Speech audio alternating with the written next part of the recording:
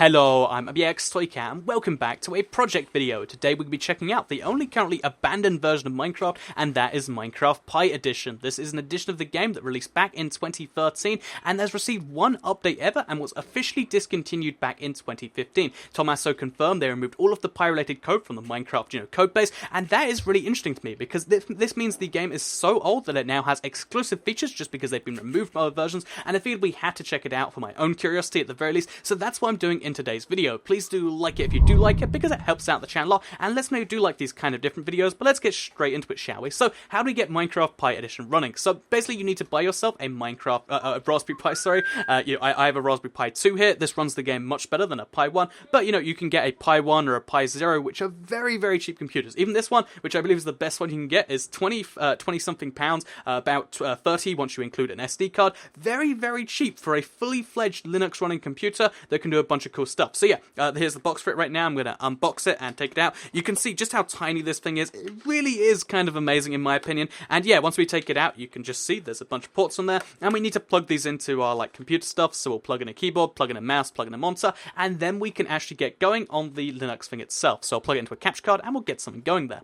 Okay, so we've installed Raspbian OS on there now, which is the operating system that this actually runs on, and do you like my background? I quite like it. But before we get into anything else, I'd like to just quickly talk about how cool the Raspberry Pi itself is, because even though the Minecraft version that runs on it is kind of lackluster, the Raspberry Pi is amazing value proposition, because for $35, or it's even, slightly less because that's retail price, for less than $35, you get a quad-core CPU, you get a gigabyte of RAM, and you get it on this tiny size that, runs on micro USB power.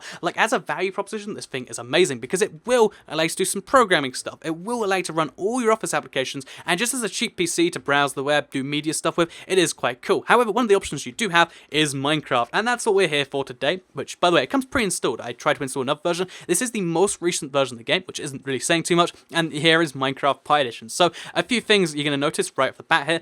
First of all, it has the old Minecraft background, the kind of just dirt, the kind of fade in the background. This is because, the PC Edition and Pocket Edition, I believe, were still using it back in its time, and the Pocket Edition very least was, because this is based on 0.6, roughly off the Pocket Edition. It has some 0.12, some 0.7, and it's missing some of the 0.62, but it's roughly 0.6 alpha from the Pocket Edition, but because it's its whole own thing, it's called 0.1.1 alpha, and unfortunately they haven't updated it since that one bug fix, 3 years ago, which is kind of a bummer, but that's that right there. So yeah, Minecraft Pi Edition, and the second thing you'll notice is the fact that in the bottom left, it has RACnet logo. So RACnet, I was curious, I was like, what is that even doing there? They apparently made the multiplayer API for this game that allows you to play with other Minecraft Pi users on your local network. I mean, I don't see that being too practical use. I mean, if you buy the Raspberry Pi Zeros, that's literally $5, you could buy two and play fun that way, but I'm not too sure about that. It's just something you can do. It does have online functionality, which is kind of nice and unique, I guess. That was it's a unique and exclusive feature.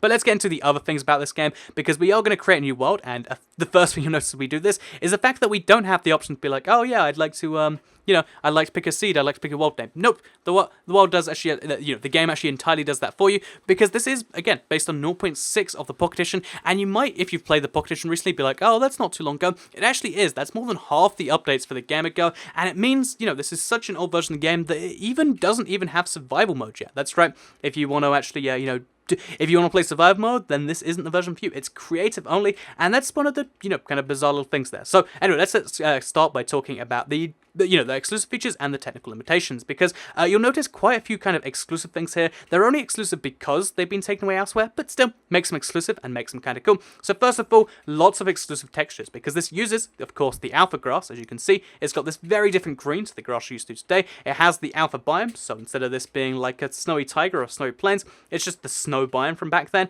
And then there's also textures from stuff like, the cobblestone, the gravel, which we'll find right there. Can you see the gravel? Wait, let's get some gravel out.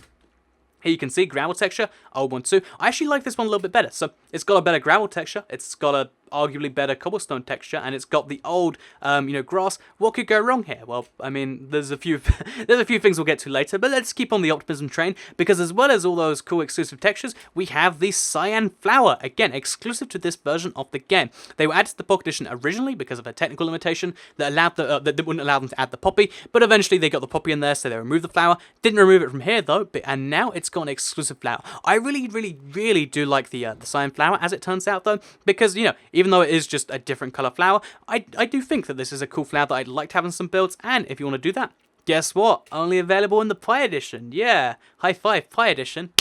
That's me high-fiving the the imaginary version of the game. Anyway, let's show you the other couple of exclusives, because that's the only exclusive you'll find naturally in the world. I mean, when the game's creative only, it doesn't matter too much. The other two ones are just found in the menu, like so. So this one over here is one you might just recognize. Also, what's that all about? But yeah, you might just recognize this right here as the Never Reacted Core. So the Never Reacted Core is one of the coolest exclusive features that did ever exist on the Pocket Edition. It was sadly removed because the Never was introduced, but still, yeah, the Never Reacted Core allows you to make this big chain reaction. Unfortunately, though, you cannot do that on the Pi Edition because it only works in survival. I did give it a test and I was very thoroughly disappointed.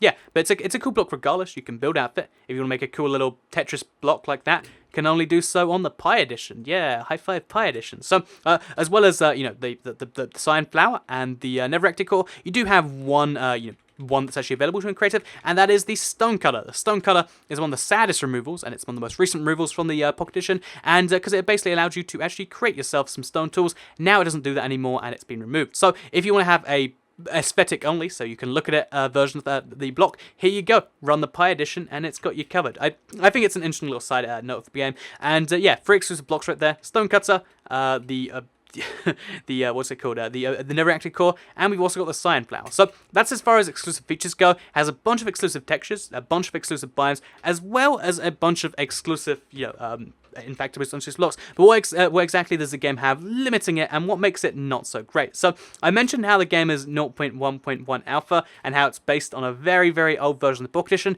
Well, a few of the limitations of the Pocket Edition do reign here too. So what am I talking about there? Let's start by talking about the world size, because I'm actually very close to the edge of the world right here.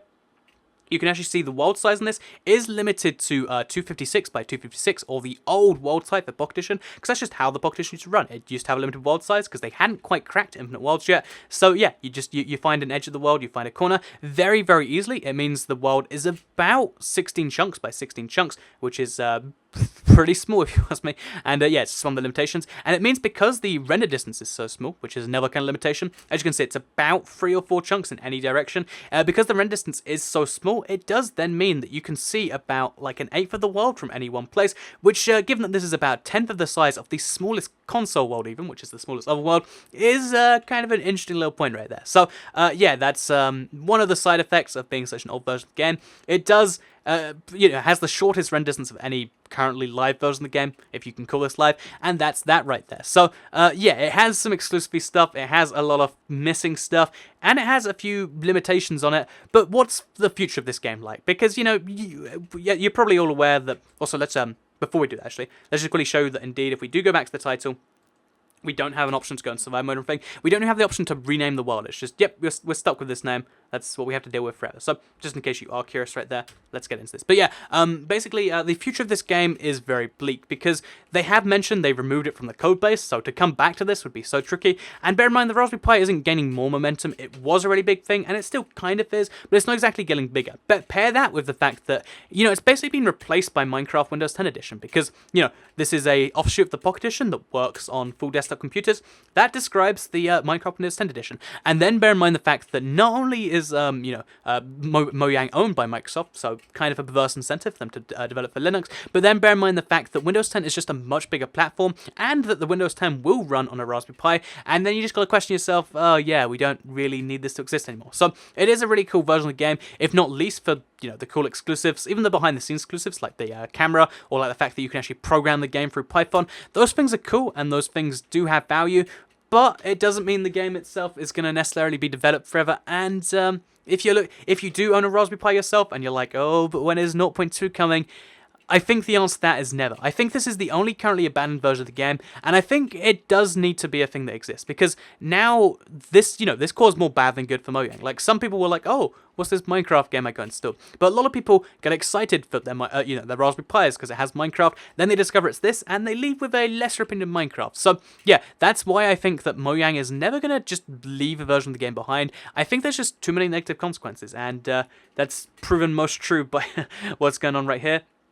If you want to play a full desktop version on a reasonably low-cut computer, like I mentioned, Windows 10 is meant to be running on even more devices, including the Raspberry Pi, so that's the official advice as to what you can do. And although that's not what everyone wants to hear, and it is kind of a bummer. It is just the fact of life right there. So yeah, this is the Raspberry Pi version of Minecraft. I think it was an interesting way to look around. Let me know what you think though in the comments down below. Otherwise, please do like the video if you did like it, because it does help out the channel a lot, and let us know you do like it. Share if you really liked it, and subscribe if you're new around here. I make videos like this every single day on my channel, and if you subscribe, you'll see them daily on your homepage.